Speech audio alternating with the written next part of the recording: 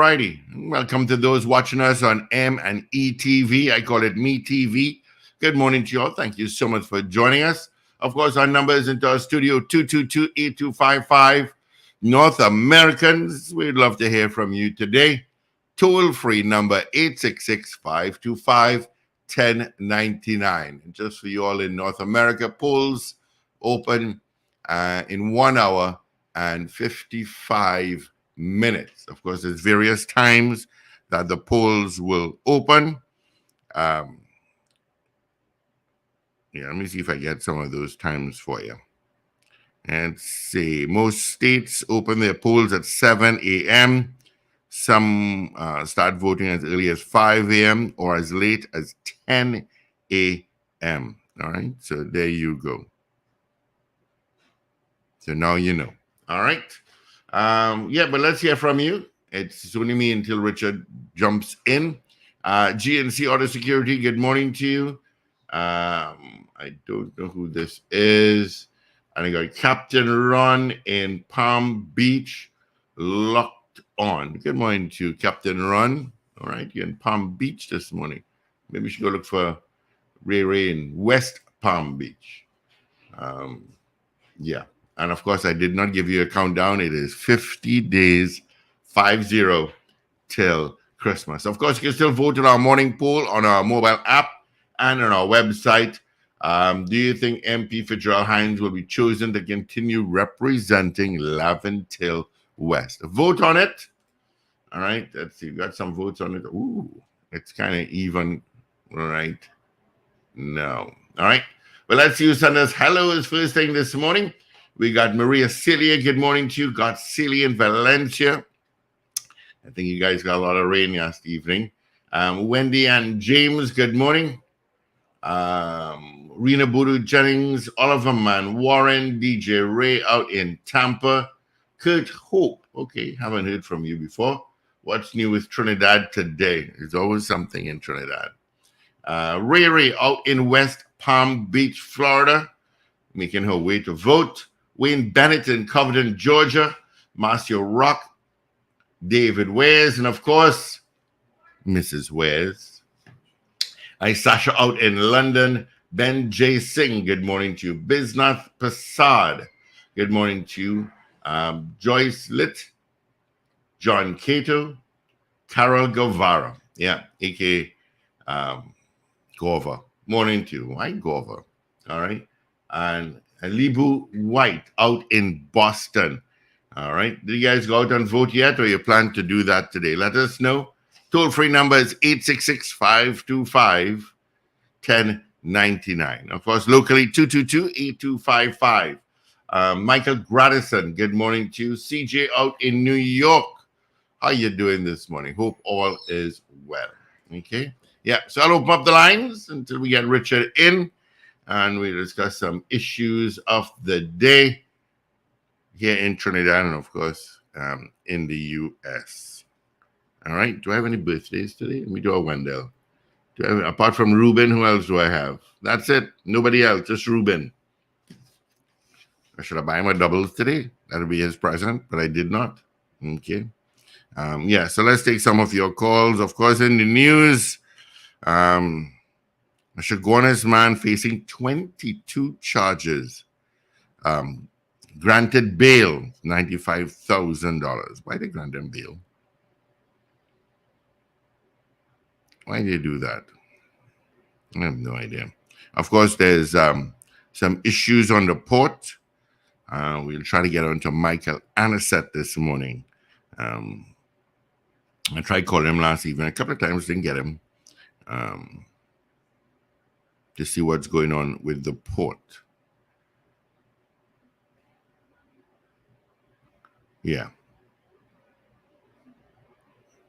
As I slip through the papers, I see there's another hit and run accident. This time with a motorcyclist. He was killed. There are a lot of hit and run accidents. There are a lot. I saw a video over the weekend. A red band maxi overtook some cars, hit a pickup, and he just turned around and drove off. Yeah, a lot of hit and run accidents. I'm seeing a lot of hit and run accidents. I'm seeing a lot of people breaking traffic lights as well. They're driving slower, but the minute they get an orange light and they realize that red light coming or a red light, they know where to find that accelerator. Trust me, they know where it is, and they break the light. You know, it is there for a purpose.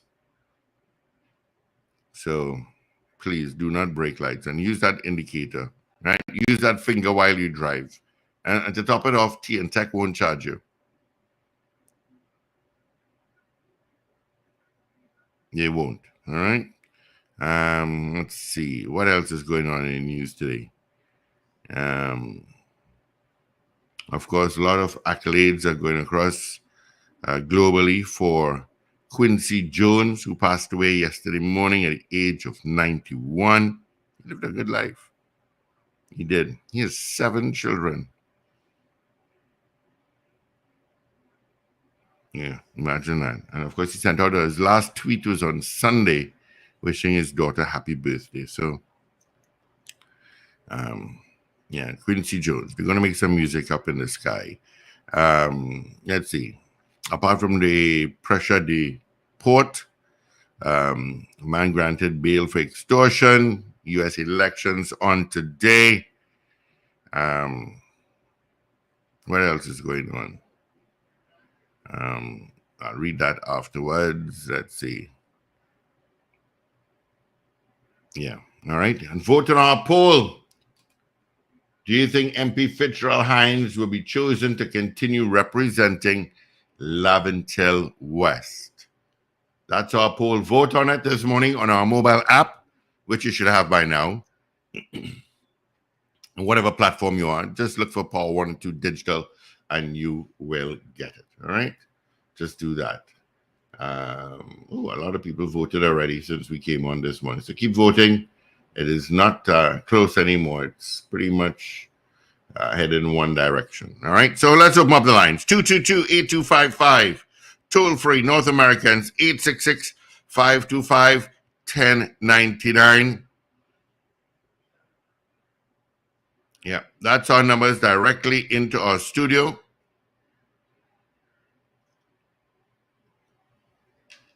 Of course, in the headline to the HDC warns of a surge in home ownership scams.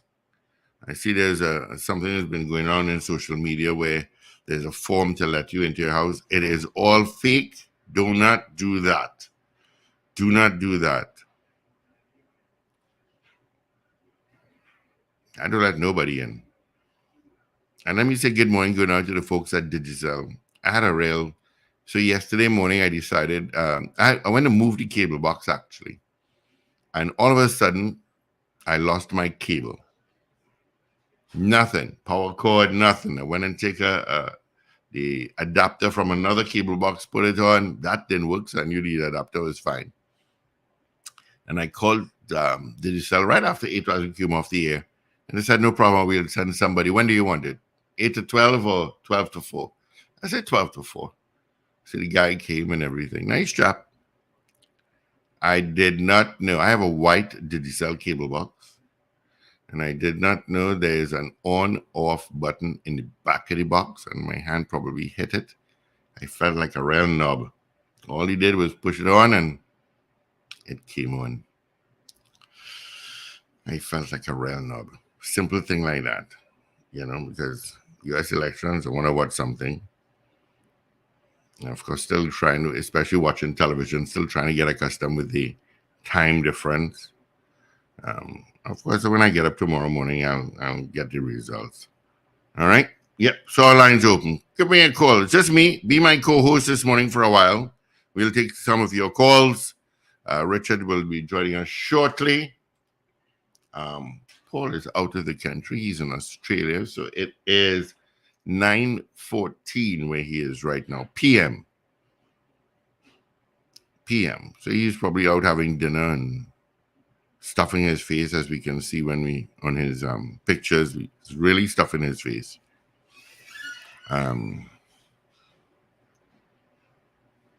Yeah.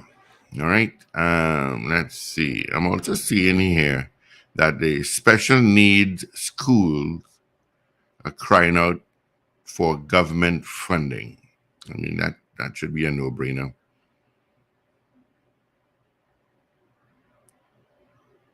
It should be.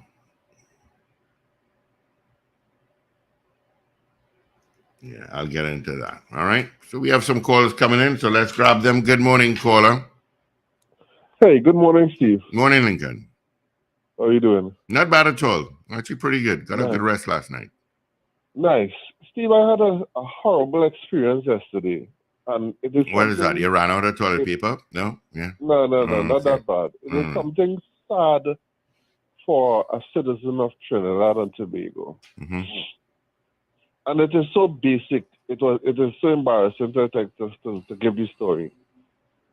I went to open my bank account yesterday, Steve. Mm. I don't think I need to say anymore. Mm. I went to Republic Bank to open my banking account. The only thing Republic Bank didn't ask me for was a blood sample or a urine sample. That is the only thing that they didn't ask me for.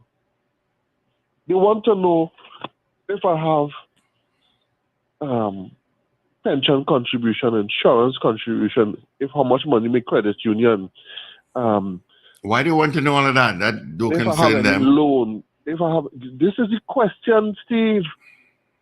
If I have any loan, living expenses, once you are a retiree or do have a job with a job letter, these are the questions that the bank is asking you, right?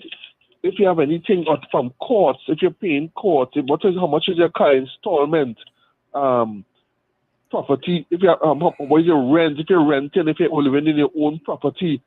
But These that are the is, you questions. know what, Lincoln? That is none of their business. You just want to open my bank account so I can put my money into your institution. That I you don't can invest understand. and earn interest from it. I didn't realize they asked all of that now. I have the document in front of me. I have it in black and white here, I know a Steve. job letter, ID, proof of address. What Utility bill, else? utility Well, bill, that would fall under job proof of letter, address. job letter, two Yeah, forms of picture ID, yeah. and A lot of people don't have 2 forms of picture ID. a A lot of lot of people people don't don't have have a passport. Some right. people don't But have driver's permit. They may have the a whole point national about ID it is card.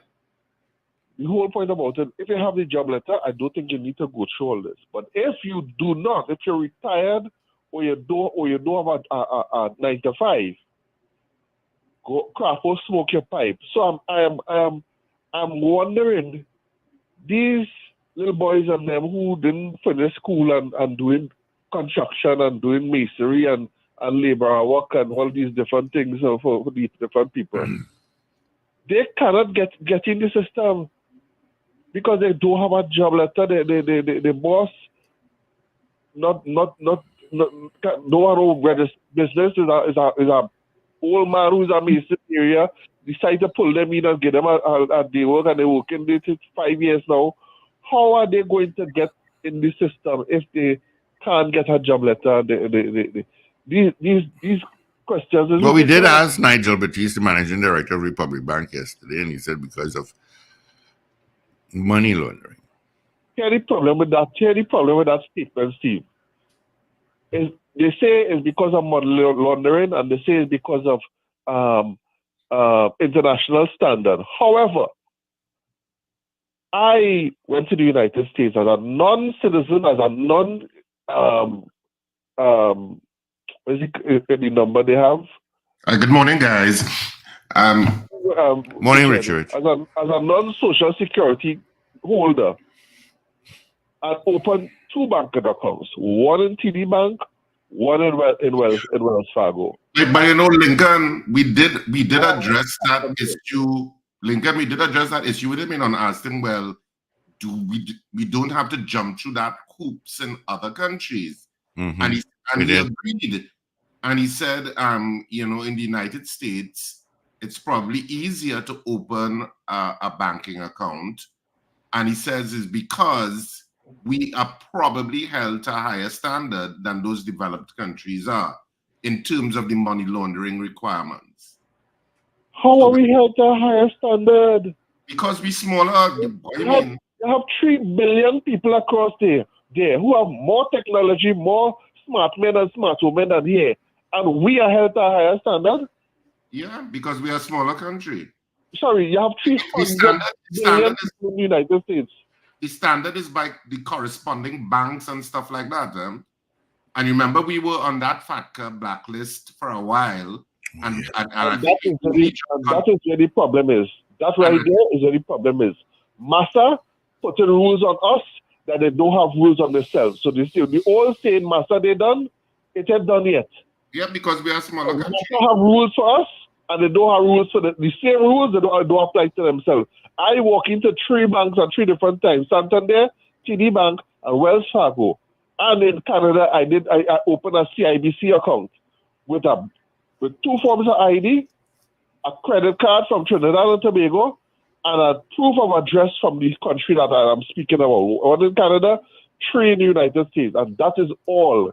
In Trinidad and Tobago, Richard, they asking me about insurance, pension plan, credit union, bank statement, how much owing court, how much are owing. I know about all of those. I'm telling you. Because even the Minister of Finance, I know at one point in time, had indicated to the banks that some of their requirements were onerous. That was a conversation that was had with the Minister. Yesterday. I'm just saying what he said yesterday, because we did bring that up and said other countries. Well, that's why I called him because I know I spoke to the owner and the head of Republic Bank yesterday. And my experience was contrary to what he was talking about. It is difficult and I repeat, for a person without a job letter to get a job, to open. I still was not successful to open an account in the Republic Bank yesterday. As a former military person who served this country for 20 years. Without a job letter, you are doomed in this country. So I just call to sensitize the nation on this problem that Massa have on we, but they don't have on themselves. Have a good day. All right, Lincoln. Morning, Richard. How you going? Yeah, I'm all right. But I know it's only certain banks also, I think, in the United States that will allow you as a non-citizen to open a bank account. Some don't entertain it at all, but some will. Like TD Bank, Wells Fargo, some of them will do it, some will not.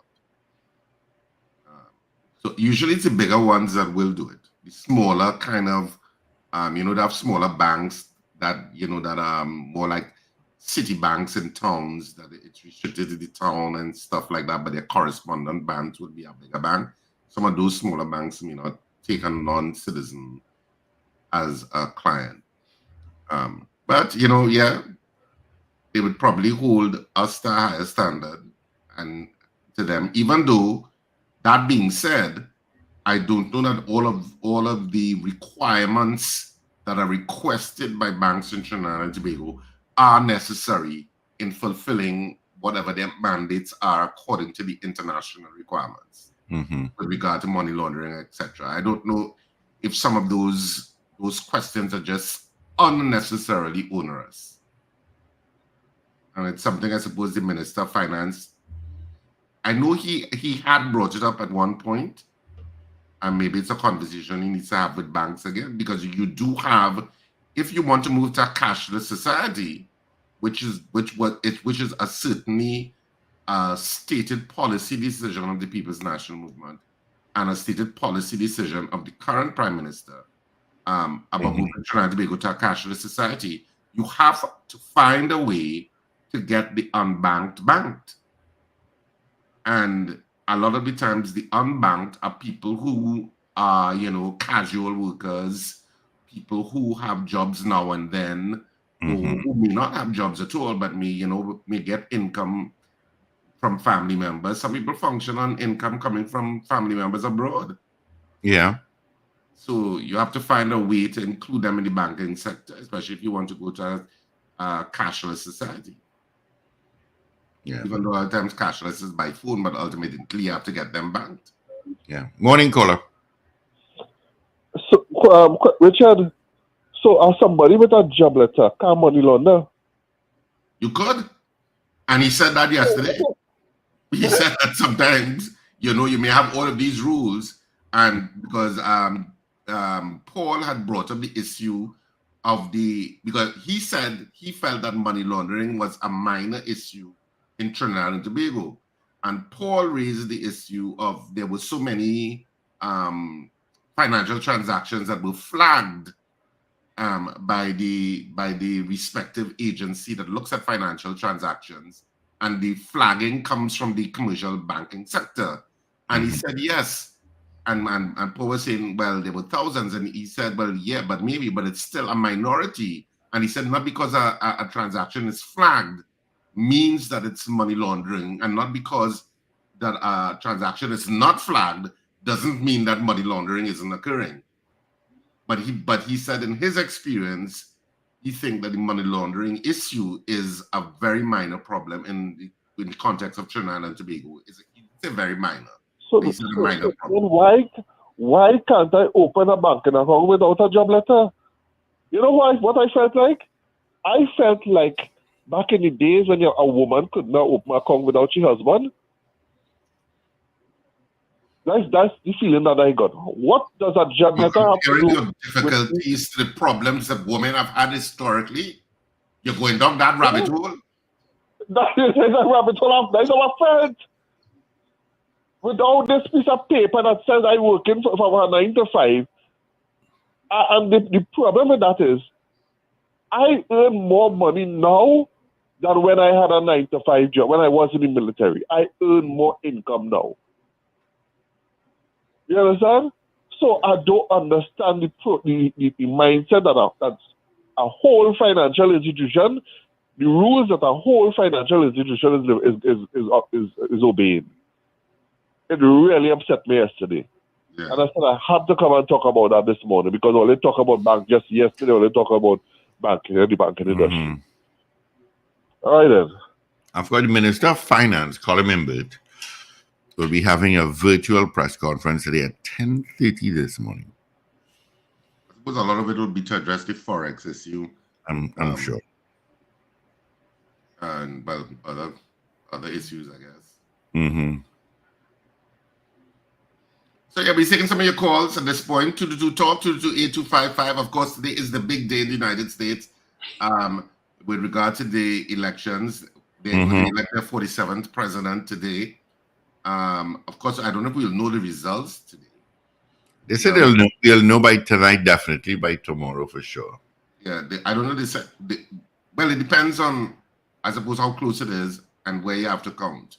Yeah. So we will see how it all plays out.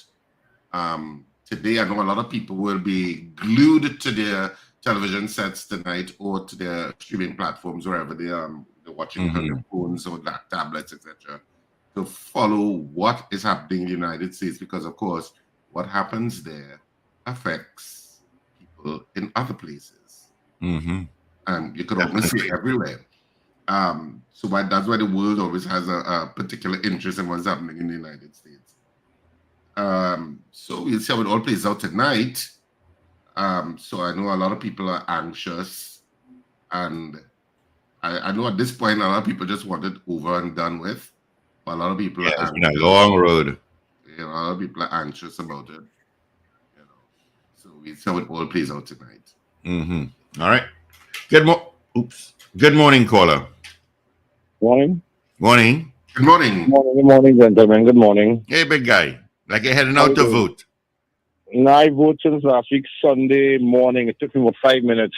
Oh, wow. Nice. I love that early voting stuff, man. I love it. You walk in, nobody in front. You go to this lady, go to that lady, go to the booth, walk back out. 5 minutes. It was like nothing. It's a beautiful thing, a really beautiful thing, you know. I came some months ago to open a bank account, but that was a horror in Arima. I went to a bank. I stood in a line for an hour. And at 11 o'clock, the lady said, all those who came to open bank accounts will have to come back tomorrow. That's crazy. I couldn't understand that. Then I went to another bank, Republican, where I knew somebody there. That's how I got through there. And then I came down in August to put my wife on the account. The only thing they didn't ask me to bring was my wife's great great great grandmother birth certificate. They wanted everything else you could think about, everything else, And then she had to come down when she's there now, and she came down to sign on to get her bank card yesterday. Then she asked for a credit card, and they told her, well, she's a retiree. She has money from Neil and Massey going into the bank every month. And they said, well, she'll have to see a loan officer. And because she's a retiree, they need a whole lot of documents again. I mean, and her money is going to public bank every month. So, I mean, it's crazy, But the bank thing, I think the reason they're so is because of the money laundering. And I believe up here they could track you faster with the money laundering, so that's why they're not as stringent. But in Trinidad, I don't think the tracking the money laundering is so stringent, so that may be why you have to bring all these different documents. Anyway, but besides that, well, we are all here awaiting the outcome of the elections tonight, which I think could have a serious effect on not just America but the world, depending on which way it goes. And well, we're just waiting. I keep my fingers crossed. I wouldn't want to say where I'm going. Well, I know where you all should know by now what side I am on. But a lot of people who I don't understand why they love this gentleman. I don't understand why. And there's an old saying my grandmother had, show me your friends and I'll tell you who you are. And his friends are the guy from China, Putin, and Rocket Man. If those are your friends, I mean, people talking about, I understand about the immigration thing. Well, the economy, I'm not too really worried about that. But nobody's talking about foreign policy. This guy, he could mess up a lot of things. And I mean, to each his own. Everybody have, it's a free, it's democratic, it's democracy. So everybody could go for who they want to go for. But I'm not going for him. I tell you, I'm not going for him. He has too many things going on, too many different things, So, but we are all waiting with bated breath, and well, I'm hoping for the best, and most of us are hoping for what we call the best. Everybody have their own idea what best is, So, well, we'll see how it goes. All right, gentlemen, you all have a great day. All right, big guy. All the best here. Okay. All right. Thank you. All right. So 222-8255, toll-free North Americans, 866-525-1099. That's our numbers directly into our studio. Of course, our WhatsApp as well. Kenwin is telling Ruben happy birthday. Today's Ruben's birthday. Yes. Happy birthday, Ruben. Yeah.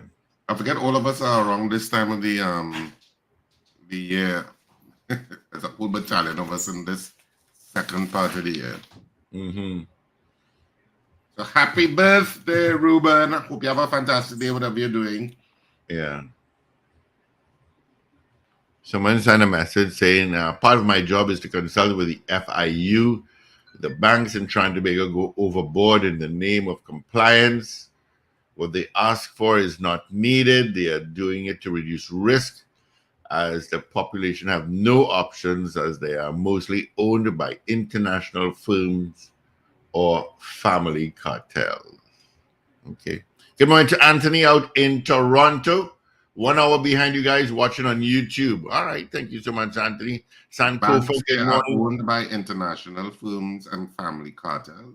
That's what the WhatsApp said. But we have morning, Dan Raj. And we have First Citizens and Republic Bank. We have two indigenous banks. Good morning. Good morning. Good morning to Steve. Good morning to Richard. Morning. And me more wherever you are in Australia, you enjoy it.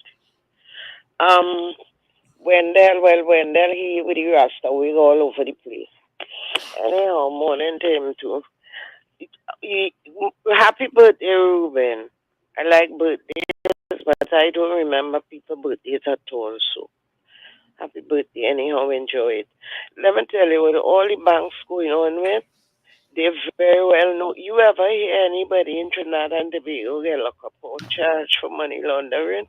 Every time we just hear how many in the year, at the end of the year, we hear they flag how many hundreds of accounts.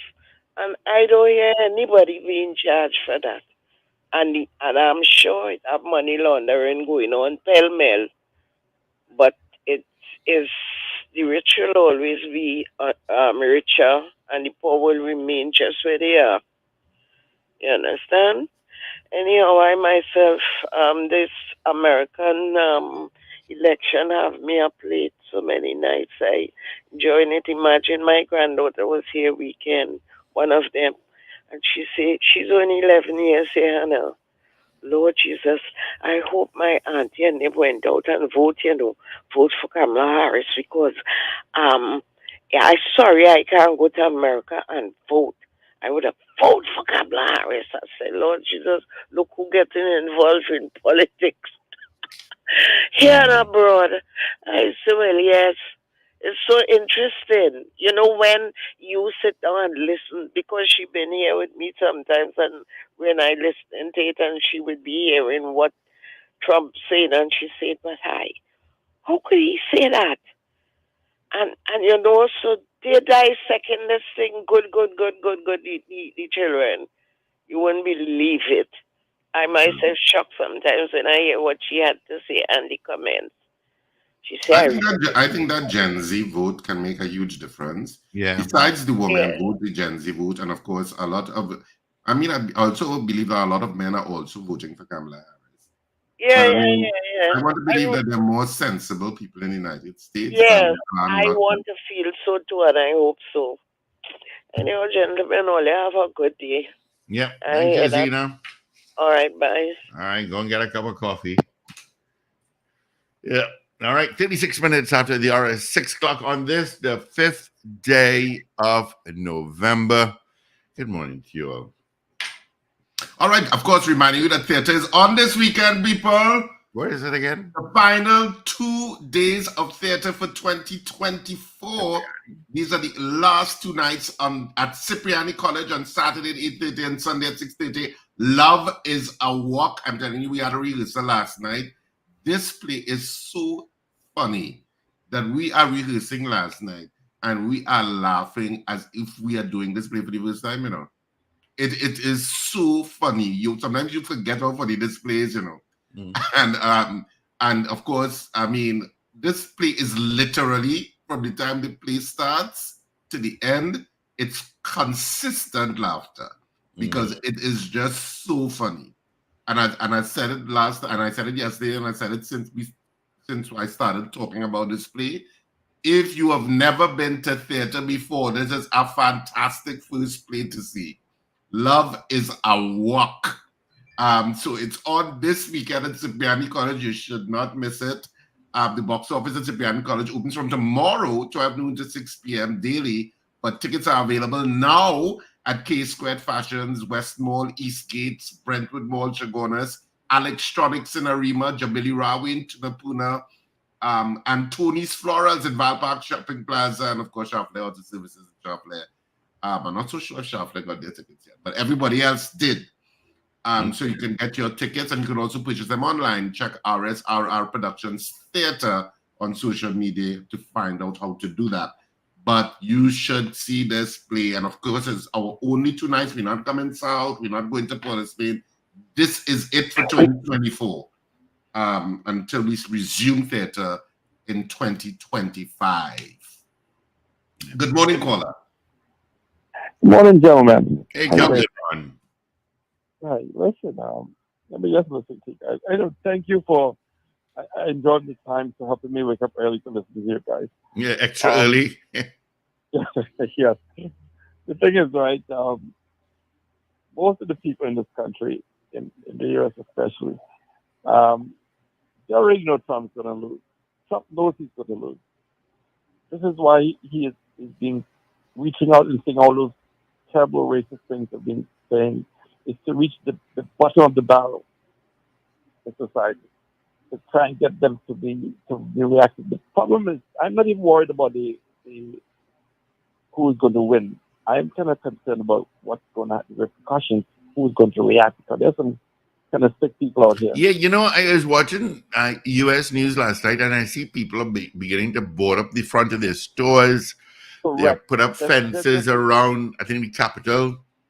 Correct. And I'm I saying, have been, wow. I started flying again last Wednesday, and I'm going all the way until next week.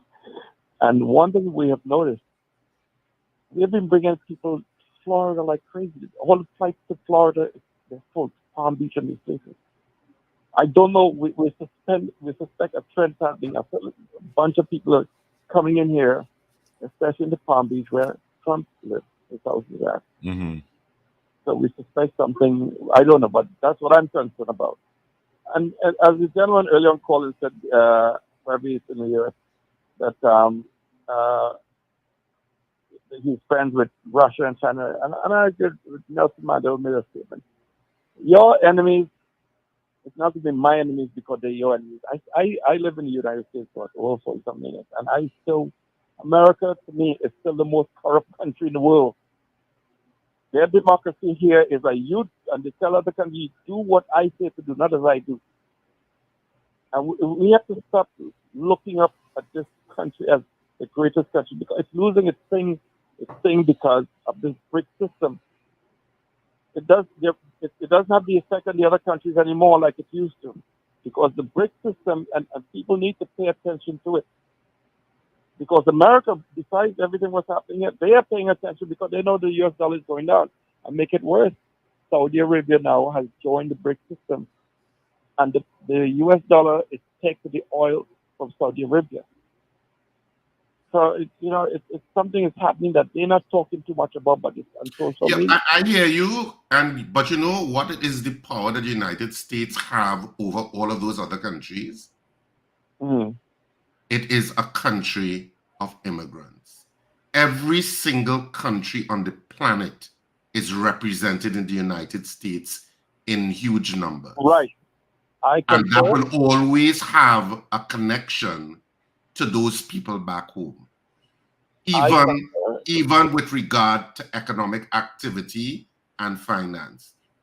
Russia doesn't have that. China does not have that.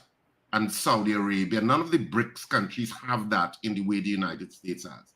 And people people don't factor that in sometimes. That's really the strength of the United States. I'm so happy you're making this point, because this is what the BRIC system is doing. They have that here, but they're all getting together out there, so they're even stronger. This is the same system they used to win World War II against Hitler. They joined together.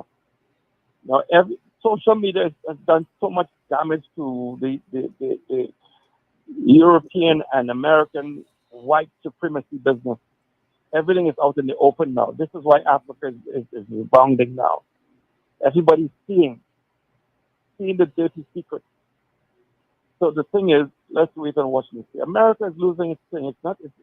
France like to think they're still a superpower. They're not. Somebody said that to them the other day. You're not longer a superpower. You're just a wicked country that stole a lot of things from Africa.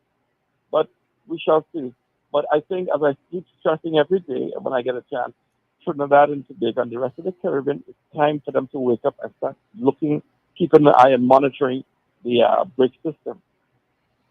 Right, Kamala is going to win. I have no doubt about it. I'm not even worried about it. Let's hope and pray we have peace as of tonight, and the country doesn't go downhill. Yeah. Anyway, gentlemen, good morning. Thanks again. Have a great day.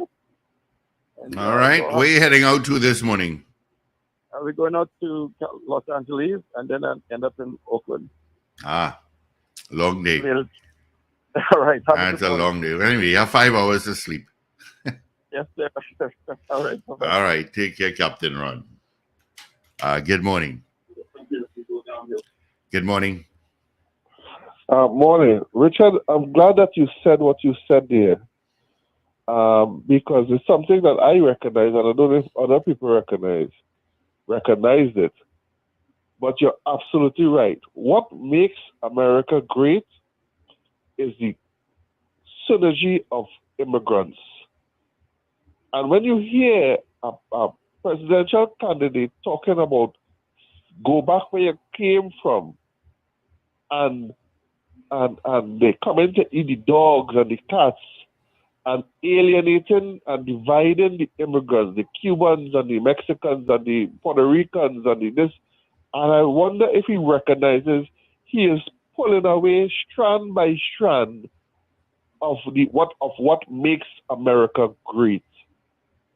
And it will, if he succeeds, it will fall so fast. And the Americans are so dumb themselves that they don't recognize it's immigrants that makes it such a great country. So I'm glad that you pointed that out and you brought that to the front burner, right? And I hope it resonates with some people who hasn't recognized what makes the country great. Yeah. Mm. All right, thank you. All right, we have time to take just one or two calls again. 222-8255, toll-free North Americans, 866-525-1099. Let's see, got some messages here. Good morning, DL, Kenwin. Arno, good morning, just reset the box. Yeah, I've never reset my modem. I was telling people, Rich, my cable box stopped working yesterday. And I called Digicel, and all the guy had to do was put the power on in the back of the box. I did not know there was an on and off switch. Felt like a real knob. Marvin Connor, good morning. I'd be embarrassed. I was very embarrassed. All he did was... You don't fiddle first? I always fiddle. Well, you know what? Because I was coming to work and I just ended up losing chief. But it working, so I never really checked it out. I just did not know there was an on and off switch. I fiddle first, then I go to YouTube. Yeah. Then last resort, I say, okay, this is technical support. What I did, I changed the power adapter, and I realized that the adapter was good. So I said, geez, it's that easy money for you to the contractor. Let's see. Marcus Valentine, good morning to you. We got to come up with a poll question. Rondon Davis, Ingrid Adams, good morning. Yep, it's election day. DL David Wares is saying a bank account is so easy to open for a non-citizen. Oh, okay.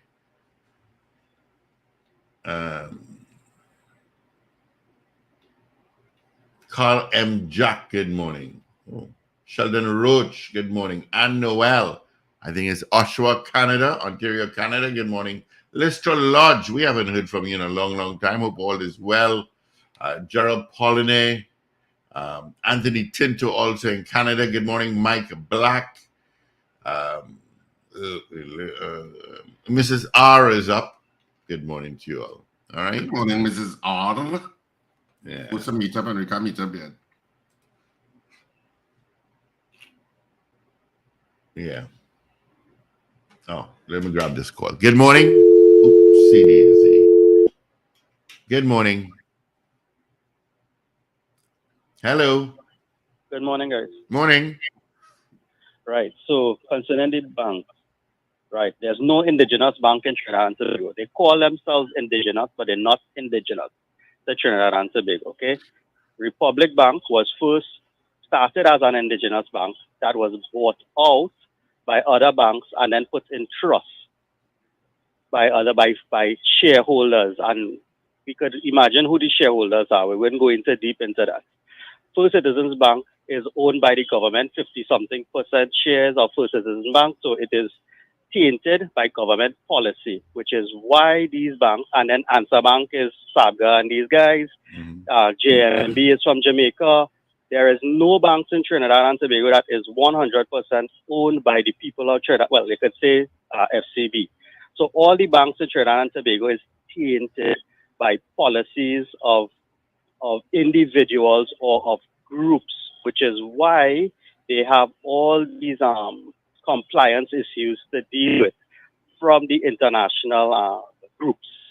I know about it because I've dealt with it, I've consulted about it, I've spoken about it, and in the board, in the meeting, sitting down with compliance officers from each one of the banks, they all recognize that they overdo it, but they do it in the name of compliance, Richard. So yes, I understand what you're saying. It started off one way, but that is not the present situation, because if you go back about 10 to 20 years, you didn't need all of that to open a bank account.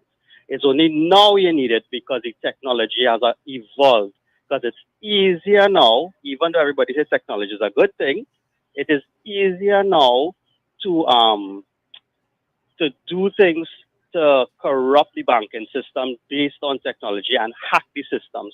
That's why a lot of the banks in the US has these issues where people hack and take your personal information. All right. Thank you. Thank you, caller. You too. All right, let's get the headlines of all three dailies, shall we? Just going to let you know, Caribbean Airlines had put out a travel advisory that Tropical Storm Raphael, they have canceled all flights to Kingston, Jamaica, to all Jamaica, Kingston to New York, New York to Kingston, St. Martin. So because of Tropical Storm Raphael, let's take note. And that is for today.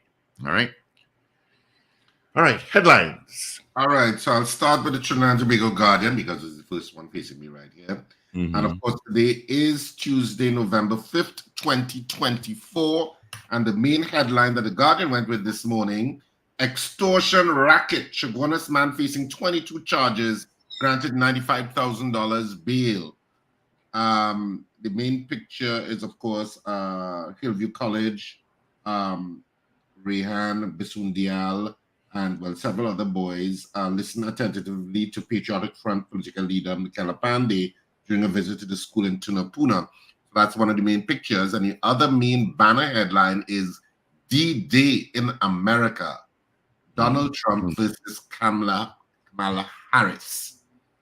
And on the back page of the Trinidad and Tobago Guardian, St. Benedict's faces points loss. Whatever that means, but that's the headline in terms of the sports in the Guardian this morning. Moving along to the next daily newspaper in Trinidad and Tobago, the Newsday. Main headline, business leader on U.S. presidential election, Trump could kill dragon. And there is a picture of Kamala Harris and Donald Trump in a kind of face-off. That's the main picture, because that's, of course, the #1 story globally today, no doubt. And fake cops kill jewelry seller.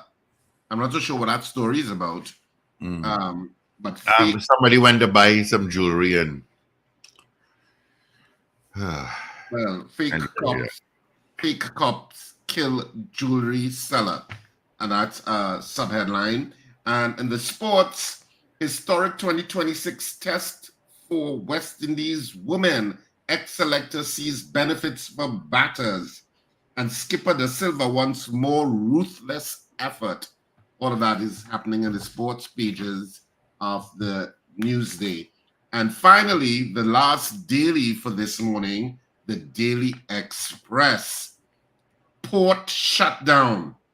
All operations crippled as workers withhold labor. This is actually the only paper that's carrying that story about that port shutdown. So that's the main headline that they went with. Ex-cop pleads for back pay, and there is a picture of an ex-cop with a placard protesting in front of the Trinidad and Tobago Police Administration building. And Jenny criticizes statement on postponement of PNM elections. Rowley's convoluted explanation.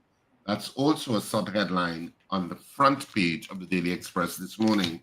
On the back page, too close to call.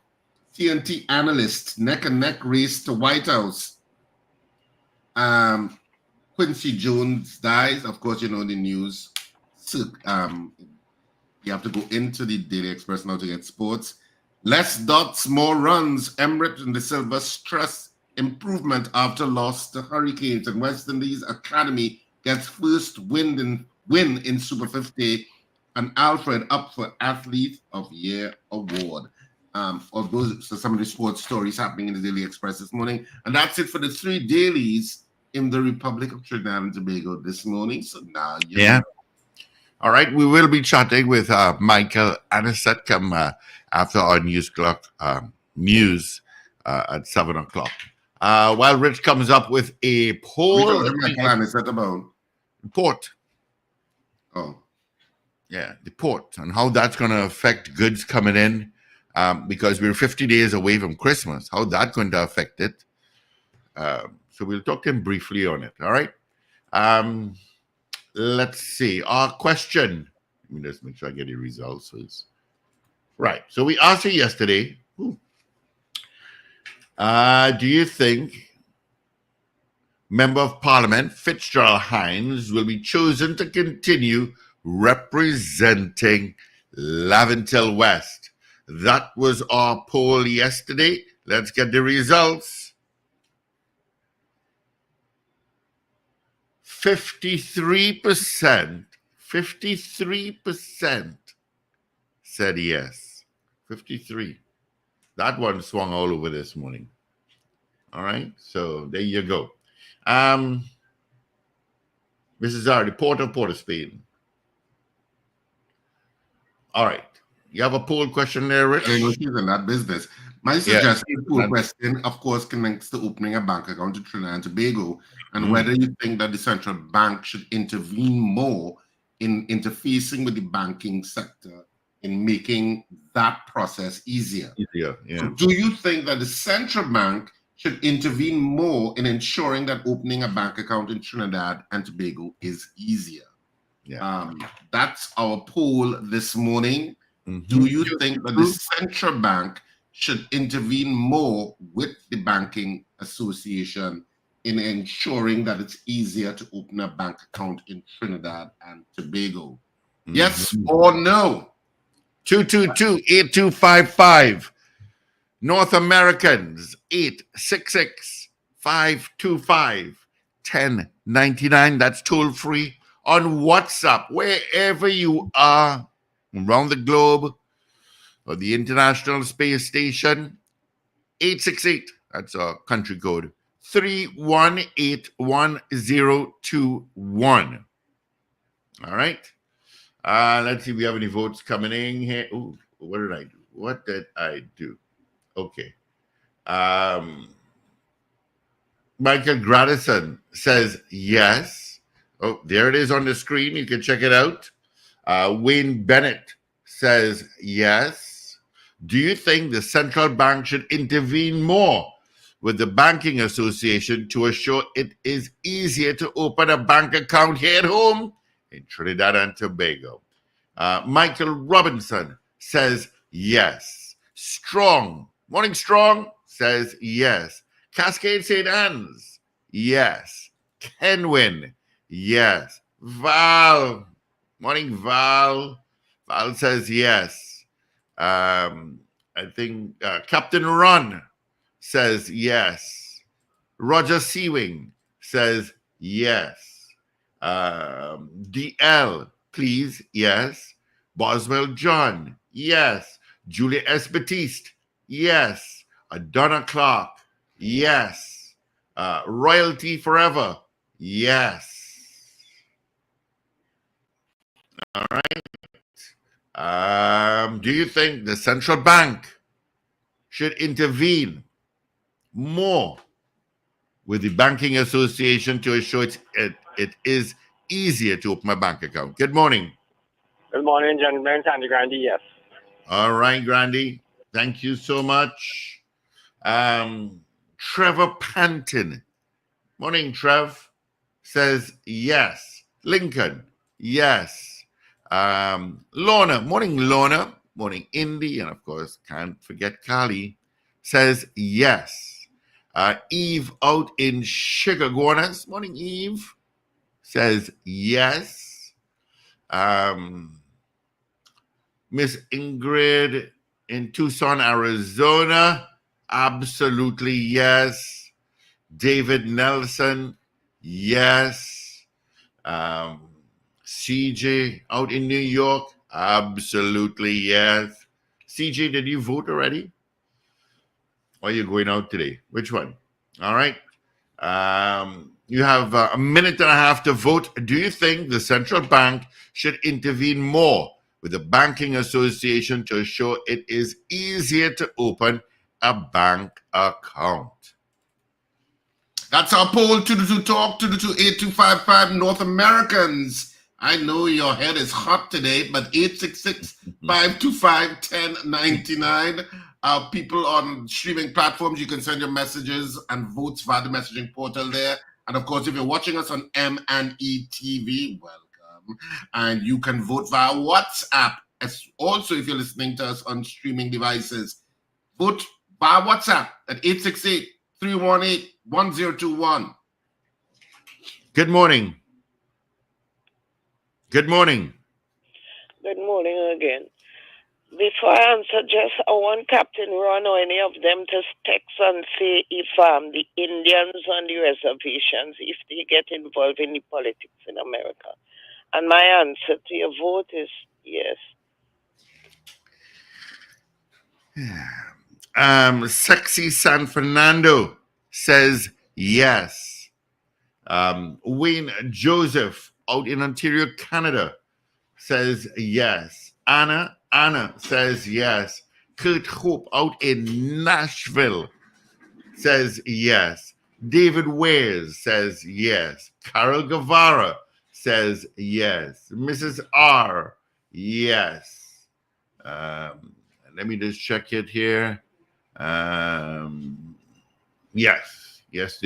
To answer your question, Zena, Captain Ron says yes, they do. To answer your question, Zena. All right. Any more? Gaston Johnson says yes. And out in Couva. All right. Thank you so much. All right. Let's get into our major news, shall we? Aviation Hill Bab is in. This is your news bulletin from Power 102 Digital. Work stops at the port causing massive delays. Tobagonians are being urged to give support to the autonomy bills for the Sister Isle. Anti-extortion unit charges a man with 9 counts of demanding money by menace. Weather system now a tropical depression as Jamaica prepares for impact, and Donald Trump and Kamala Harris target Pennsylvania in last push before Election Day. Details in a moment.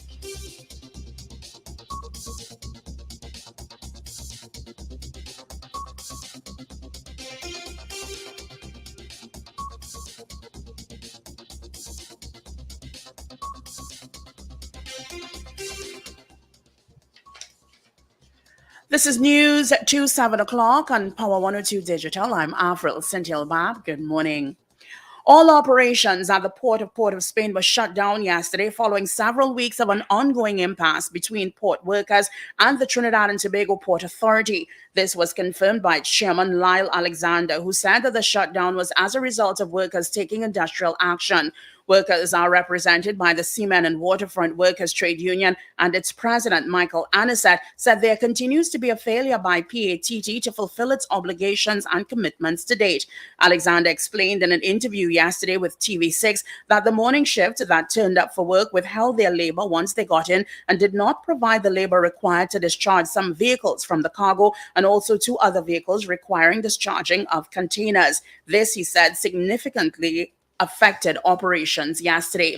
He added other areas were impacted in terms of doing deliveries for containers, so they had to close the gate at 1 p.m. at one stage. Asked about the afternoon shift turning up for work, Alexander could not confirm at the time.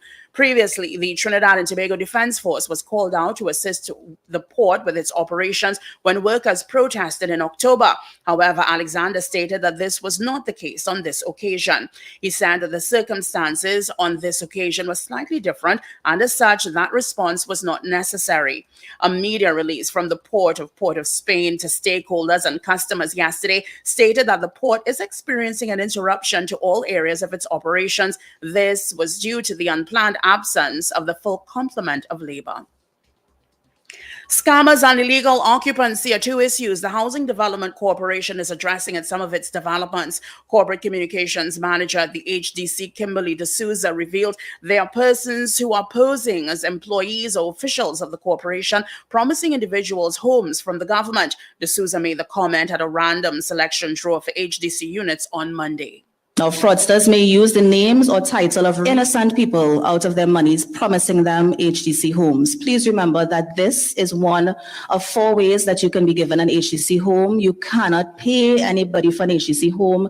Remember, through this random selection draw, this is your best bet. 60% of people who get a government subsidized home are actually from this process, our random selection draw. Please do not meet anybody in any car park. We will not call you and tell you to meet us anywhere outside of an HDC building to make a payment. Please be wary of scams. The majority of persons who get homes from the state are chosen from this random draw. Scammers, it revealed, may put forward forms indicating they can fast-track the selection process. Incidents of scams should be reported to the police, fraud squad, or the HDC, and persons are being urged to avoid occupying HDC units illegally. Fraudsters may use the names or title of real HDC employees to gain your trust and solicit money or personal details. Scammers may also pose as HDC officials, claiming they can fast-track your application or guarantee a house for a fee. Requests for payment or application fees or bribe to expedite the process of the HDC application. You need to be aware of this. Scammers may also provide counterfeit forms or letters, which we have experienced before, claiming to be from the HDC, asking you to fill them out or send personal information in. So please be aware that if someone approaches you and asks you to make a payment, whether it's online or a wire transfer, we will never do anything like that. A bona fide HDC rep will contact you and invite you to come in to make a payment. Tobagonians are being urged to give support to the autonomy bills for the Sister Isle. PNM Tobago Council political leader Ansel Dennis cited the importance of the bills, insisting there are benefits to be derived from such a move. He made the comments while speaking at the Calder Hall multipurpose facility recently. Dennis wanted to know if the bills are not supported, what will be replaced with it. He cautioned that there could be implications should the bills fail to get the required support. It is either we support the bills or we do not. And if we do not support the bills, then what are we replacing it with? Because to not support the bills, I will tell you what it will mean. It will mean two things. If we don't support the bills, it will mean, number one, we will continue to exist under Act 40 of 1996. Our assemblymen will continue to go to the legislature to just debate motions and waste time. No lawmaking powers. The newly formed anti-extortion unit is today taking a Shogunas man before a master of the High Court to answer 22 charges, including 9 counts of demanding money by menace, totaling $153,000. Varendranath Maharaj, 37, was also charged with 1 count of kidnapping, 1 count of common assault, 1 count of possession of a firearm, 1 count of possession of ammunition, 1 count of possession of firearm to endanger life, 1 count of possession of ammunition to endanger life, and 7 counts of a robbery amounting to $73,000 by officers of the Anti-Extortion Unit on Sunday, 3rd November 2024. A male victim reported to police during the period January 2024 to October 2024. A man known to him demanded several sums of money from him at different times. He alleges that on one occasion, the suspect kidnapped him at gunpoint. A report was made to the police and an investigation launched, spearheaded by ACP Administration Smith and supervised by Sergeant Bacchus and Corporal Phillip, both of the Anti-Extortion Unit. 1 male suspect was arrested in connection with the incident on Tuesday, 29th October 2024. You are listening to news on Power 102 Digital to 7 o'clock. A tropical storm warning remains in effect for Jamaica. The Met Service in Jamaica says an area of low pressure over the west central Caribbean Sea has now become a tropical depression. It said all small craft operators should be in port and are urged to complete their necessary safety precautions without delay. Jamaica News is following the story. The Meteorological Service of Jamaica says the weather system moving towards Jamaica is forecast to strengthen to a tropical depression later today. This means a tropical storm condition conditions are expected to affect Jamaica within 24 hours. The Met Service says at 7 a.m., potential tropical cyclone number 18 was at 355 kilometers per hour. That's 220 miles south of Kingston. The disturbance continues to move northward near 11 kilometers per hour. The Met Service says a turn to the northwest is expected later today. Thereafter, it's expected to continue in this direction over the next few days. The BBC is reporting the polls suggest the presidential race in the United States is exceptionally close, and more than 78 million people have already voted. Monday was the final day of campaigning for candidates ahead of today's election. At a rally in North Carolina, Donald Trump announced he intends to place 25% tariffs on all Mexican imports if they don't stop migrants from crossing the border. Kamala Harris pushed her closing message with 4 stops throughout the battleground state of Pennsylvania. ABC 7 News is following the story. The race has been neck and neck, deadlocked within the margin of error. It's a toss-up right now, and now both presidential candidates are headed out for their final big push on the campaign trail. More than 78 million Americans have already voted early. Both Vice President Harris and former President Trump were busy over the weekend. Yesterday, Harris rallied in Michigan, focusing on the future and vowing to end the war in Gaza. Meantime, Trump made a trip to 3 battleground states, promising to take on the economy and inflation. Finally, here's your weather news for the period today till midnight. Trinidad and Tobago, partly cloudy to cloudy periods with scattered showers and isolated thunderstorms, especially from mid-morning. Nighttime will be generally settled, apart from lingering showers in a few areas and the low chance of the odd isolated thunderstorm. Street or isolated flash flooding and gusty winds can occur in the event of heavy downpours. Look out for a forecast maximum temperature of 32 degrees Celsius at Piarco International Airport and Crown Point in Tobago, and it's presently 28 degrees Celsius in both localities.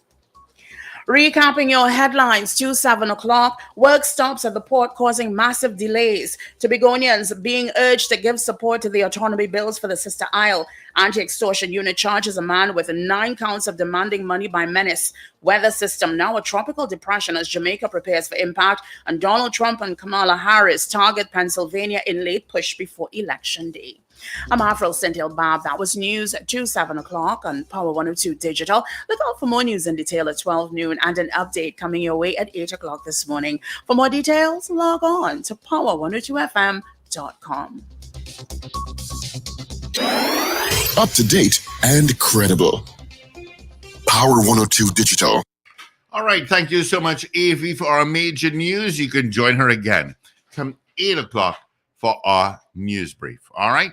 And then major news again at noon alongside Sir Charles. Traffic-wise, yep, that east-west corridor, Diego Martin, Maraval, yep, the Solo from Freeport.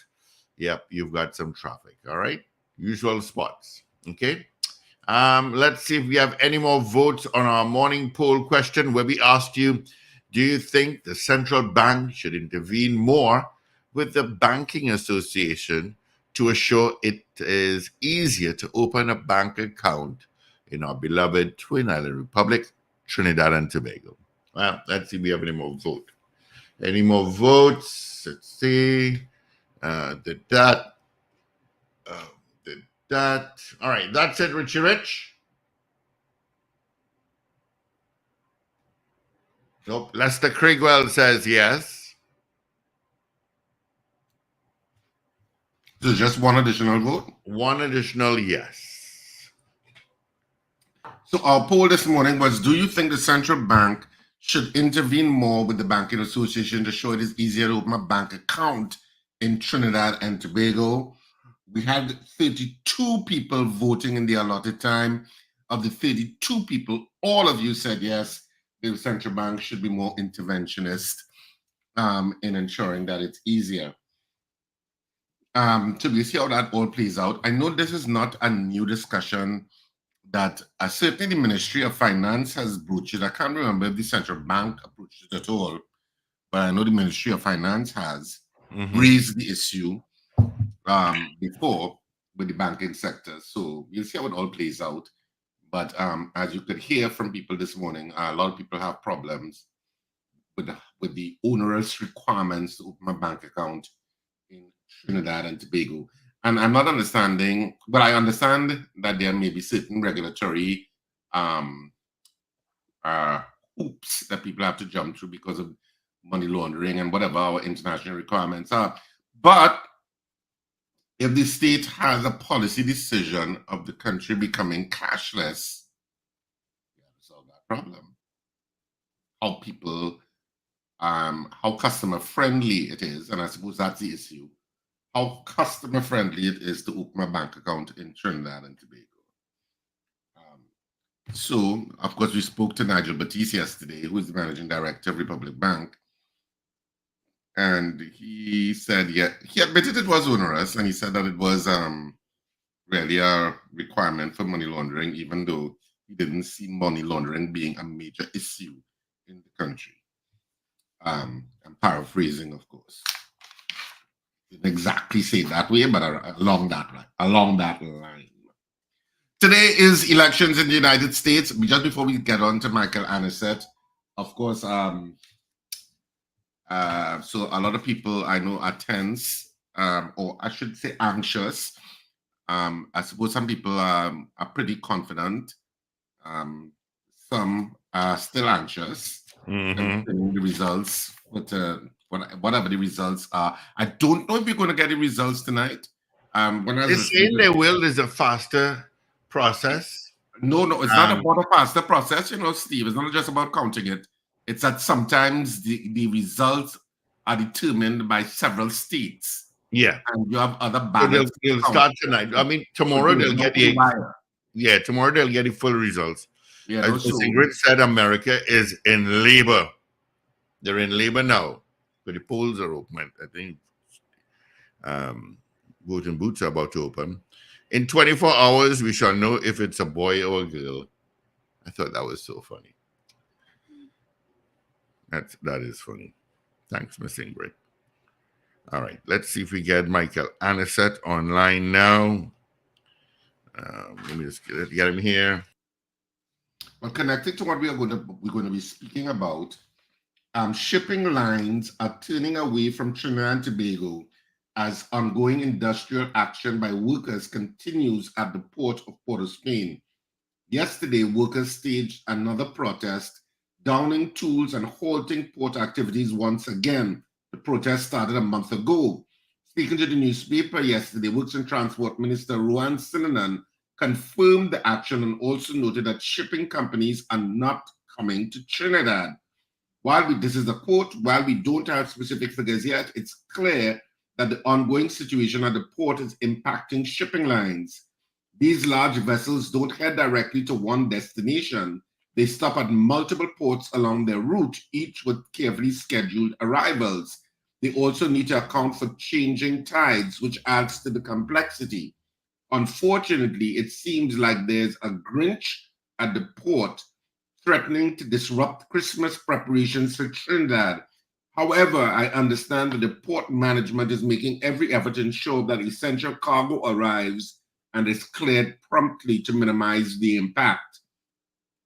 Sinanan also dismissed suggestions that there will be an increase in the cost of goods due to the delays. He said it doesn't appear that cargo has been left sitting in the port yet, or that delays have reached that extent. The real issue is with the timing of offloading when vessels arrive. If ships can't unload promptly, that's where problems arise, as shipping lines are unlikely to dock in Trinidad if delays mean waiting 2 or 3 days. Yeah. Instead, they may divert to other ports to offload their cargo. It's an unfortunate situation that underscores the impact of the ongoing disruptions. Yeah. Good morning to you, Mr. Michael Anisette. How are you? Yeah, pleasant morning to you and blessings to Trinidad and Tobago and the listening public. All right, thank you so much. It's just Richard Ragoobarsingh and myself here this morning. Pressure and fault. Mr. Anisette, if you could give us a summary of what the grouse or grouses are. Well, I will say that the pressure is created by the management and this government, because there can be a simple resolution to all these issues affecting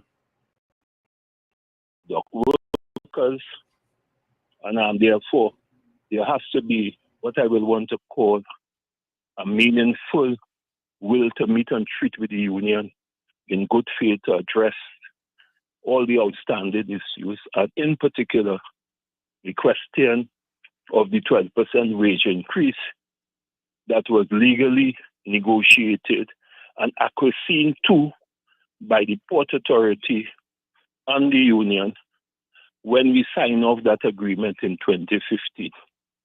As far as we are concerned, we entered into legitimate discussions. We did what I will want to call concessionary bargaining. We entered into discussions to make the port more efficient, more productive, to work 5 and 7, and all the international best practices. And when this new government came into power, they refused to allow the Port Authority board and management to implement that agreement, which is a sad state for collective bargaining, which is what I will want to consider unfair interference in the collective bargaining process and a violation of the ILO principles that governs collective bargaining. So if I understand it correctly, there is an agreement for wages that has already been signed off. It's just that it's not being implemented at this point by the Port Authority. Is that what you're saying? No, yeah. This agreement was signed since 2015 for the 2014 to 2017 bargaining period. We are now in 2024. And the irony and insult to our intelligence as dock workers is that the very minister who is on TV now talking, all right, and the chairman, okay, that very minister within recent times sent correspondence to the Port Authority to tell the Port Authority to offer dock workers the 4% over a 6-year period when he is quite aware that we negotiated for a 12% wage increase over the 2024 to 2017 period. If that is not provocation, if that is not disrespect, if that is not arrogance, well, clearly I don't know the meaning of those words. And somebody in the general public or the business community need to tell me that in a modern, enlightened industrial relation time, where an agreement is reached between parties, whether it is on the port or in the business, can a government unilaterally comes in and make a determination that they're not paying that? All right, and therefore offer the workers a 2% over the 3-year period where there was an agreement for 12%. That is provocation, right? That is the correct word and meaning of provocation, and you are provoking dock workers and by extension the union, and you are not treating with the union in good faith. And therefore, if you understand human psychology, there must be a reaction, and there will continue to be reactions from dock workers, which I understand, which I appreciate, because I understand what human psychology is all about. So, Mr. Anderson, if this agreement, I'm just reminding me because maybe I missed it, and I know you may have said it, covers what period, this agreement, this 12% period? 2014 to 2017. 2014 to 2017. Yeah. And it has not been implemented for those 3 years. Yeah, notwithstanding the fact that the management would have communicated to the government and the CPO, yes, they did negotiate and enter into that agreement with the union. But more importantly, the very management team and board would have paid a consultant to negotiate that agreement with the union. So that if you pay a consultant, it follows, like night follow day, or day follow night, and you sit down and negotiate with a union, there is something that calls respect. There is something that calls ethics. There is something that is called good governance, which dictates that you must respect that, irrespective of which government is in power. I'm not going to get tied up into the politics. I want to get the discussions and the narrative going in the context of what is right. The government must not be allowed to get on with this heavy hands and determine that they could do anything that they want with total disregard and disrespect to dock workers or the working class in general. Is there any conversation happening currently between the union and the Port Authority itself concerning this impasse?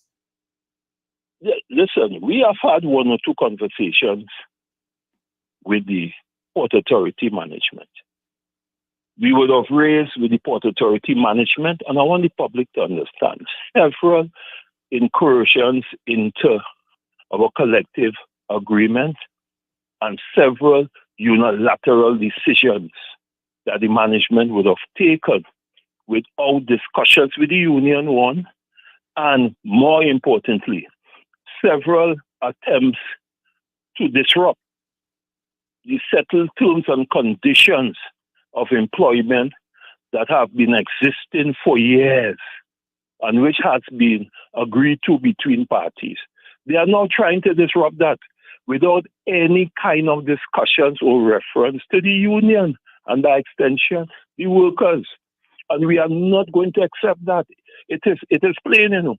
I'm making no apologies. As the president of the Union Waterfront Workers Trade Union, that kind of negotiations is not for a democratic society.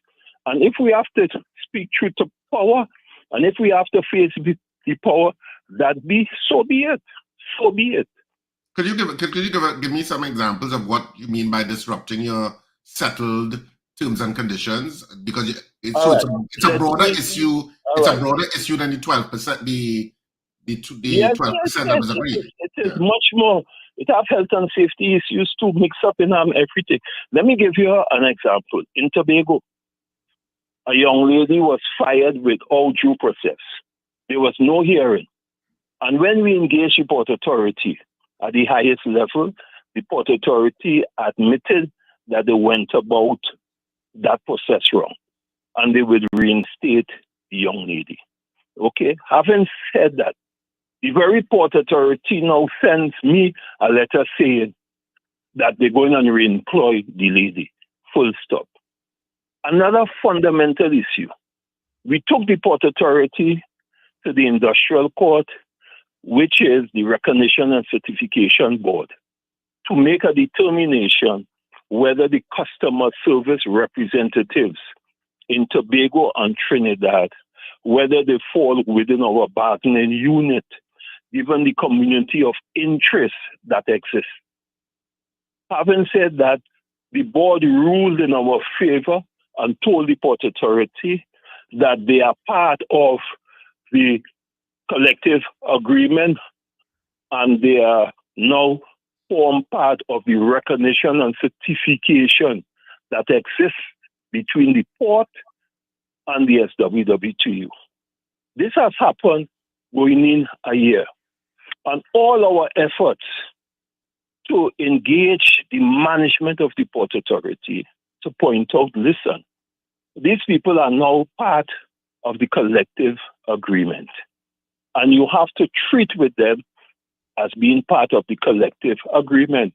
The management continues to treat those workers on their individual contracts or the contract that they were working in conditions and hours of work, which is less favorable that exists within the collective agreement. Is that right?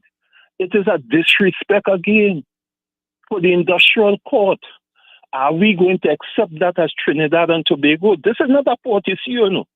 This is bigger than a port issue. We are dealing with fundamental principles of human rights. This is what we're dealing with. You know. the right to collective bargaining, the right for the management to respect the industrial court and by extension the government of Trinidad and Tobago. And this is not happening. We are seeing an irreversible arrogance that has no place in modern industrial relation practices. But Mr. Anderson, if the industrial court has made a decision, especially considering if we'll be looking at the issue of the CSRs, if the industrial court has made a decision and the port authority is in breach of that decision of the industrial court, which is what I'm following from what you're saying, then surely there's a recourse legally to hold the port authority management accountable for that breach. Yeah, well, we would have, in our own styling, we would have written report, we would have engaged report, and we are in a process of dealing with that. But let me add, for the benefit of the listening public, and you will understand why the management behavior is in that shape and form. The National Insurance Board sat down and negotiated with the PSA a 9% wage increase for the PSA workers. The matter was sent to the industrial court and it was registered as an agreement by the industrial court. Is the general public aware, or are you aware, that the Minister of Finance challenging it, although the agreement was registered in the court, it is now up for legal discussions. And having said that, the question that one must ask as the public, can a government interfere with the legitimacy of the industrial court, which is a creature of law and which is an independent body from the government? We must ask ourselves so that if the government is behaving so, right, one will understand why the Port Authority, as an arm of the government or a statutory board of the government, will want to walk that road too. It is a pattern and a behavior that is frightening. And I'm warning Trinidad and Tobago, we have to pay attention to those kinds of behavior because it's a creeping, you may say no dictatorship. When a government or government institution can interfere with the legitimacy and of the industrial court, we in serious problems. But more importantly, let me add, Tech went to the industrial court to file an injunction against workers to legitimately protest during their working hours. What madness is this that is going on in Trinidad and Tobago? But the union, but the industrial court refused that application. No. But the point that I'm making, a worker have a right to protest. Protest is a fundamental human right. They were protesting during their lunchtime, and the management of Tech, which is a state enterprise, goes to the court to do an application to stop workers from protesting. That's the point that I'm making, I'm not dealing with whether the court discharged the injunction because it had no basis in law. But the fact is, if a management and a state enterprise, right, which is governed by this government, can take such action, those are frightening development within our democracy that we haven't seen before. Well, I mean, the government and just like unions have the right to go through the process to take a matter before the industrial court. The state also has the right to utilize the court in terms of arbitrating certain issues. Whether they are right or not is what the court will determine, which is what they determined in that Tech case. So I mean, the issue of going before the court, I think, holds for both sides. But where does this go, Mr. Anderson? Getting back to the Port Authority issue and the impasse that's happening now. Is it that it's actually going to head to the industrial court? No, listen, comrades.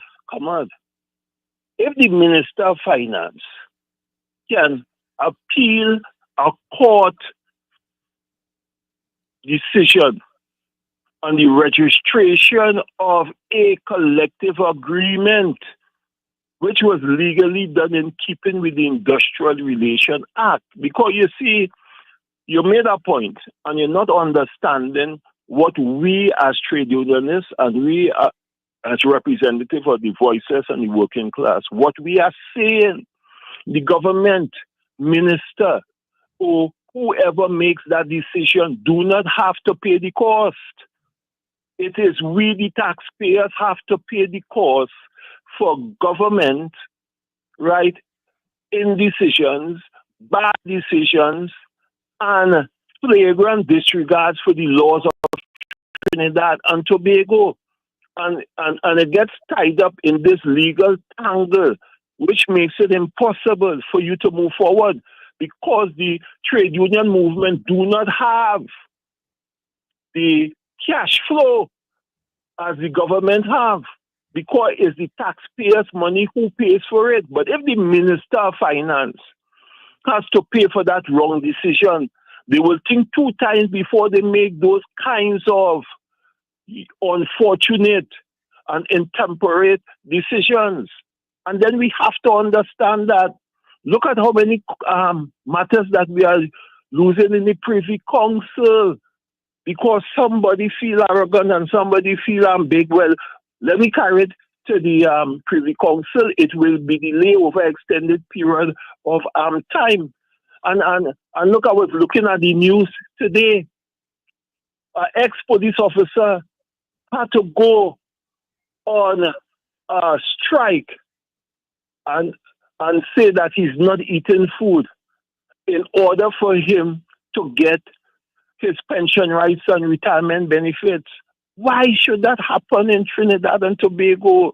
Those things that look small to people, you know, but that has deep-seated meaning in Trinidad and Tobago. Why it is that we have to do that? Why we cannot sit down and discuss like mature, responsible people and come up with issues and forget the personalities and deal with the issues. As I speak to you, are you aware that the Port-au-Point leases a trainee, that is someone who is now being trained to be a gantry operator, which we call a ship-to-shore gantry operator, which is someone who goes on that big tall gantry that you could see and offload the containers from the ships and put it on a tractor truck so that it could go to the holding or storage bay. Are you aware that someone who is now training is getting more pay than a docker in Port of Spain who have been working on the port for as much as 25 and 30 years? Is that fair? Is that fair? What about the principle that the ILO talks about? And you could look at it, Convention 100, that speaks for equal remunerations. What about that? The government is part of the ILO, right? They are not even respecting ILO provisions, and that's a fact. That is a fact that you cannot deny. And workers are upset. And this country reaching a stage where people getting frustrated, you know. And I'm getting frightened, you know, because those who live in the glass ceilings and those who believe they are tin gods have no respect and are not sensitive enough to understand the pulse of the people who are on ground floor. They do not understand it. And the thing is frightening. I went in the market Sunday, and the approaches that I had from people in the context of what is happening in this country and what the ordinary man is saying, it is frightening. And we need to put our act together to build a better Trinidad and Tobago for our children. So, Mr. Anderson, at this point, getting back to the port issue and the impasse that's happening there with port workers, do you see, I mean, obviously this is a community, this obviously is going to involve communications on both sides. Is there any planned talks with the Port Authority at this point? Because you're heading into Christmas, so I know businesses must be concerned as to what's going to happen to their goods and stuff as the Christmas season is almost upon us. It's basically upon us. Christmas is 50 days away. It's basically upon us. Are there any planned talks towards resolving the issue? Let me tell the general public. The Seamen and Waterfront Workers Trade Union would have written to the port last week. We have not even received an acknowledgement from the port to date. Reaching out to the port and telling them that it's not in the best interest for the port or the union, and more importantly, the stakeholders at the port, for this impasse to continue. And we ask them to cease and cease from unilaterally making decisions without reference to the union. We have another issue which I want to bring to the public domain. The Port Authority of Trinidad and Tobago took a decision unilaterally to tell workers who are being promoted to another category of workers who would have worked on the port, because it takes long to get promotion on the port. 15, 20 years, that is in nature. You know what they wrote and tell the workers? That if you do not sign a declaration form telling us that you're not employed anywhere else, we're going to pull back the promotion. How can a management venture into that kind of thinking when there's a recognized majority union and there was no discussions as it relates to that matter with the union? Again, showing disregard to the union. Let me give you another example. Because you asked for example, we have what you call a registration rule, which management and union we are involved in over the years. Okay? There is a process where you are upgraded to your respective roles because you have a register role, you have a portfolio's role, and you have a temporary role. So each time a registered worker is retired or a portfolio moves up to the register role, the other person from the temporary role moves up as a portfolio, because there are guarantees in being a portfolio and there are guarantees in being a registered worker. Will you believe that the Port Authority unilaterally determined that they're not going to do that, and this frees the movements of workers who have a legitimate expectation and who was expecting to move up to the respective roles without any discussions with the union, notwithstanding my letter? And when I say my SWW2 letter to the management advising them that they are treading on dangerous waters, and we ask them to withdraw those notices and meet with the union to discuss that. Today, they have not even acknowledged the letter that the union sent. Those are the realities. So then if you have that kind of behavior, what do you expect to happen? And don't blame dock workers for what is happening, because we are prepared to meet and treat with the management. And we have written several business entities and federation asking to meet with them so that they will understand what are the real issues affecting the port. And it can be solved easily. And the union is open and willing to talk, but we are not going to roll over and die. And let have those business entities, any way they want to. Have those business entities that you wrote to answered you or met with you? What's that? You said you wrote to several business federations. Yes, right. I would have gotten calls from 2 so far, and we are arranging to have some discussions. As a matter of fact, I had almost a 45 minutes conversation with one of the leaders of that entity over what is happening on the port, so that they can be sensitized and there was a commitment to meet with the union before the week finished. Right. Well, I mean, this is where we're going to have to leave it at this point, Mr. Annie said. But hopefully, I mean, I think you made some valid points with regard to communication is the key, and obviously the port management and the union needs to talk to get through the complexity of some of these issues, and hopefully that happens sooner rather than later.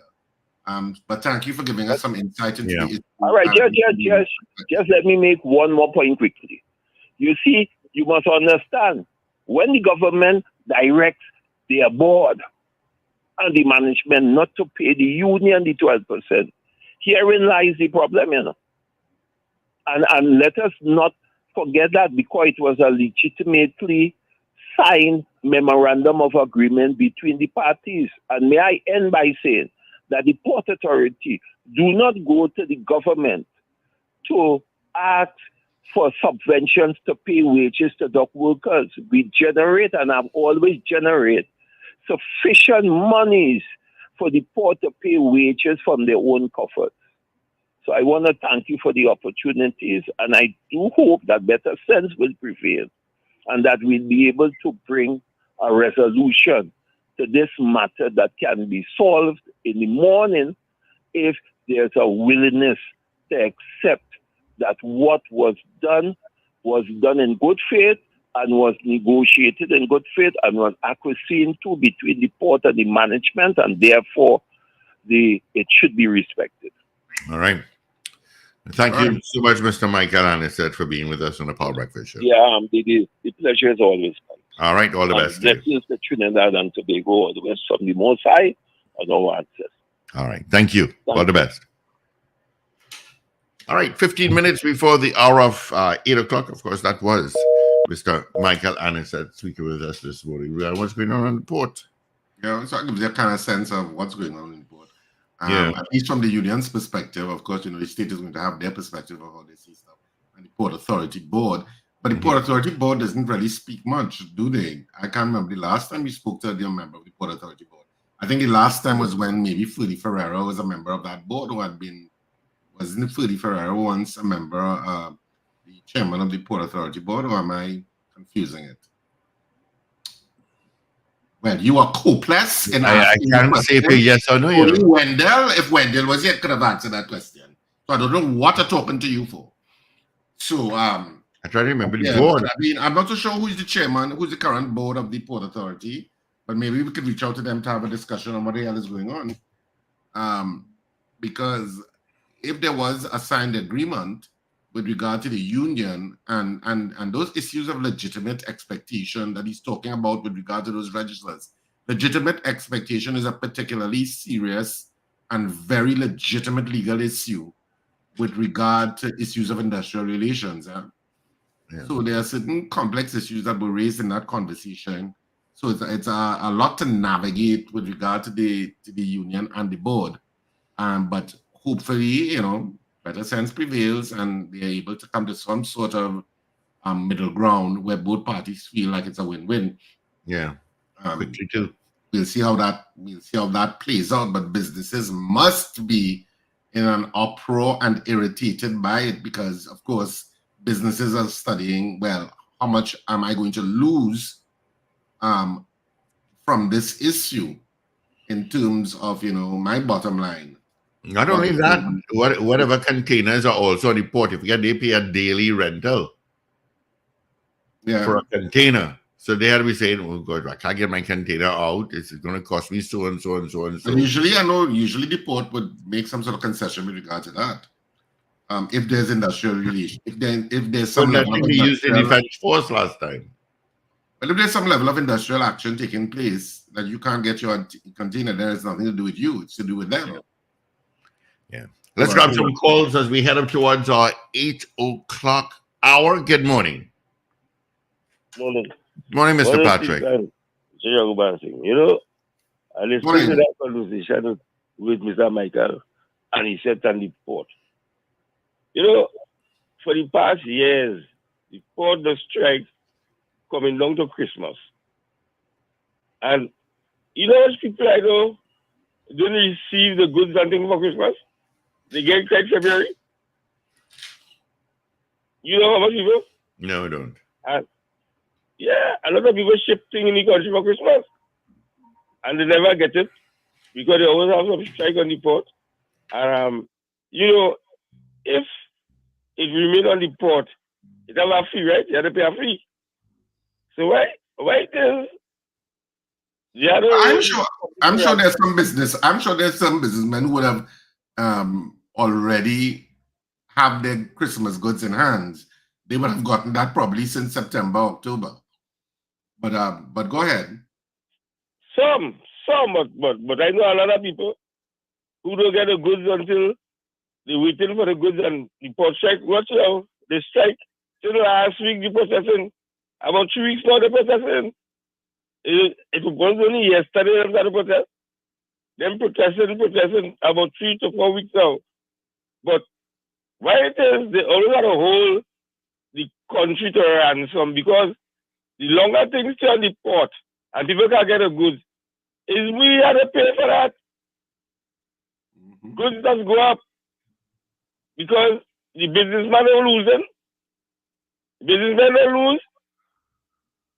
You understand?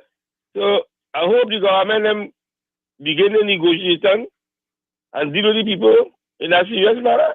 That's all I have to say. All right, thank you, Mr. Patrick. Right. So we're still taking your calls to talk to 8255 North America 866 North Americans 866 525-1099 and of course people on the web and the app and stuff to send you. Yeah, I was just speaking with Mr. Lyle Alexander. He's a chairman of the port, and he said maybe we could chat with him tomorrow. Morning, He's in a gentlemen. meeting now. Morning. Steve, we were talking to Mr. Annie. Is Mr. Annie that still the president of SWWTU? I thought the court said that. I forgot to ask him that. Because I don't know if he's the legitimate president of the SWWTU. And what I gathered from the conversation with him, Mr. Anizet feels that the government should not challenge anything, that they must agree to everything that they put forward. And I find that wrong. If they're not taking into consideration the economic state of the country and things, you can't be just saying that everything is unfair and everything is a disrespect and everything is arrogance and this and that and the other. If you feel that you can't deal with a situation and things, you could challenge it. Yeah. Have a good day. You too. All the best to you. Good morning. Good morning. Yes, good morning. Morning. Something I doesn't understand with these situations with unions and officials and people, like officials are the people responsible for the port and these things. When these union leaders come out and say all kind of things, which I don't have a problem with, but you don't hear nobody in authority coming out and saying, well, why we can't do so. Like, okay, like what Mr. Annie said talking about, they had an agreement since 2015 with something signed with 12%, and now they're saying, why nobody can't come out and talk, let the public know what is really happening. Now we're hearing one side of the story, we're not hearing the other side. And that, I think that is what has caused a real problem, because they don't say nothing. Nobody ain't coming out and talking and saying, well, hey, the reason why we can't do this is the reason why. And they just leave it like that, and it goes in the public as that. Now, right now, people will be thinking that the stuff coming in for Christmas, they can't get it because the government or the port authority spiting or they want to pay the people and all that kind of nonsense. Because they only hear in one side. Why it is they don't come out and say something? I think that's very, very important. I think always should put a little pressure on them people to I ain't saying well all you do hold them, but somehow get them on the thing, let it talk, let it say something so that the country could know what really going on. Like what the caller before was saying too. And next thing you see some of them businessmen, and they just already have the thing in place, and don't feel them losing, When they hear thing and saying about we are getting this and we are getting that, them lose, don't feel them losing, them passing on that to you, So we need to know what is going on. Let me hear the next side. Thank you, gentlemen. All right. Thank you so much. Let's grab another call. Good morning. Hey, good morning, gentlemen. Morning. But I would like to know, he's still the president of the union. I thought it had somebody else. I thought he was voted out. Okay, I would like to know really who is the president of the union. Because at one time they said he was voted out, and I see he's still representing the workers.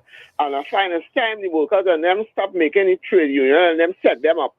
Their pocket full, and all they stand up outside there protesting is all their right. You want to have good condition for the workers, but stop letting the union and them all like Roger and them set up all there and their business fixed.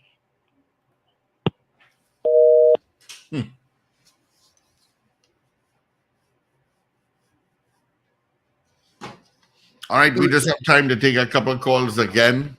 222-8255. Yeah, just a couple.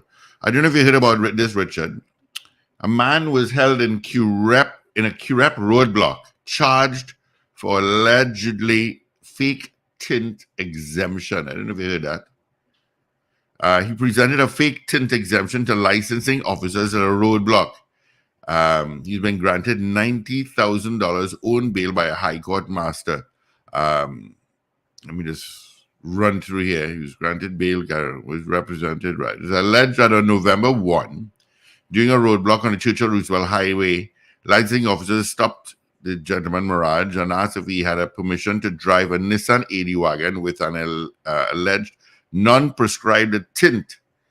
He allegedly presented a tint exemption for the vehicle and an exemption certificate. The licensing officers initially accepted the document as genuine, but on further verification, deemed them fake. His car was then impounded. He was taken to licensing officer Carney, and where they made a report of fraud squad. Made a report to the fraud squad. So many cars with black tints now, eh? So if they're doing that now, fake exams. Good morning.